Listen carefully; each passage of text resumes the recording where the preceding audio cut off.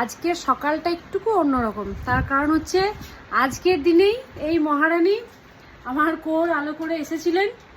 তো ওনার আজকে বার্থডে, আজকে উনি 10 বছর পূর্ণ করলেন।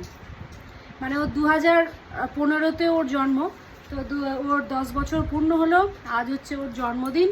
তো আমি চাই আমার ফেসবুকের যত বন্ধু আছে ওকে সবাই আশীর্বাদ করো, ভালোবাসা দিও।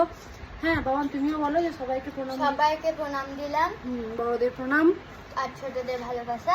আচ্ছা, তো যাই হোক, আপনারা সবাই আশীর্বাদ করবেন যেন সারাটা জীবন ও একটা ভালো মানুষ হয় আগে, তারপর বাকি চাকরি পড়াশুনো সব কিছুই, আগে যেন মানুষটা হতে পারে ভালো করে। তো যাই হোক,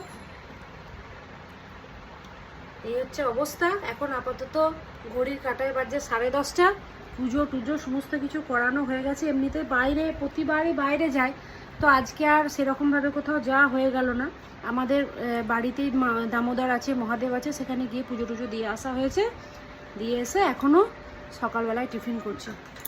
ও যেহেতু মিষ্টি খেতে ভালোবাসে, ওই জন্য লুচি আর পায়েস, জন্মদিন মানেই তো পায়েস আর মিষ্টি, তো ওই জন্যে পায়েস করে দেওয়া হয়েছে। ও এখন খাচ্ছিস, তাই তো? মিষ্টি এখন দোকানে বাবা আনতে গেছে।